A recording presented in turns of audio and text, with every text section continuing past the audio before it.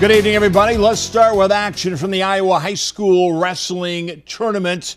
It's Tucker Black of EBF in the dark gray. He gets 2 points. Black won by a decision. Then his teammate Blake Marloff, who also advanced with a decision. Nice move right there.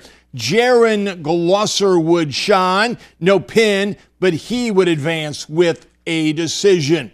Dylan Pigsley lost his match in 3 overtimes. Great effort, but he just couldn't get it done. And let's end with Tyler Fubert, who gets the pin in 30 seconds. That means he has 2 pins in the tournament, and he's only spent 43 seconds on the mat. He is impossible to game plan for. In order to understand how he wrestles, you have to wrestle him first. And none of those kids on that side of the bracket have seen him. So when they get out there and what feels normal for them is backwards for him. And it's not good for his opponent. In other action, Albia's Carter Isley will get a win tonight. That means he will wrestle for a state championship tomorrow. And boy, is he happy. And Ottumwa's Connor Meyer lost his match tonight at 285, but the big fella will be back in action tomorrow. The best he can do is 3rd place. It was another good day for Kirksville at the state wrestling meet. Here's Ryan Ronan. Hayden Hamlin came out and got Kirksville off and rolling on day 2 of the state tournament. He nearly rolled over Max Newberry for the win here. He didn't get the pin, but he came away with a 2-1 win. Alan George suffered his first ever state tournament loss as he went down by a 13-5 decision to DeAndre White. Ethan Rentschler came out and made quick work of Dalton Heisted as the senior won by pin in the first round of State Perfect. Tanner Sparks suffered a tough loss by pin to Tyler Brown of Oak Grove, a returning state medalist. Marshall Cook, another freshman, is going to get the escape here. However, he lost his first match of the state tournament by pin to Austin Weinstadt. Trey Stewart was sent to the wrestleback bracket as he dropped his match to Seth Hummer 6-1. McKenna Cook came out like a man on a mission as he picked up another first period pin, beating Cole Reeves here. Cade Proctor suffered a disappointing loss to Bryson O'Callahan by a 4-2 decision as he was sent to the wrestlebacks. Austin Dovin came within inches of pinning Dalton Haddock here. However, the senior was forced to settle for a big 11-4 win instead.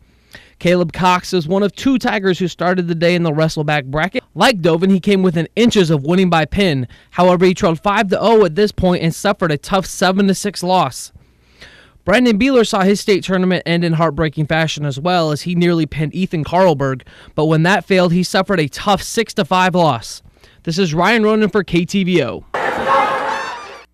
Thanks, Double R. In action tonight, Ethan Rentschler, Austin Dovin, McKenna Cook, and Hayden Hamlin all won. That means they will wrestle for a state championship tomorrow night. Trey Stewart won. He will wrestle in the 4th round wrestlebacks tomorrow. And Marshall Cook lost. He is out of the tournament. Team-wise, Kirksville is in 3rd place, 20 points behind Oak Grove. In high school basketball, Kirksville hosted Marshall.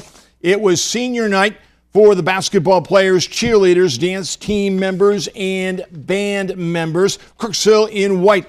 Senior Andrew Mikolajczyk scores inside. Then it's Nathan Farnsworth, who also made the senior class proud. Kirksville would go on to beat Marshall, the final 56-39. In girls games tonight, Milan beat North Shelby 58-51. Macon was a winner over Louisiana 41-39. Great regular season by a young team. They finished tied for 2nd in the conference with a 7-2 record. EBF lost to Iowa Valley 79-55. In boys action, Knox County beat Scotland County 59-54. It's the Eagles' first conference championship since 1994, and it was North Shelby 63, Milan 33.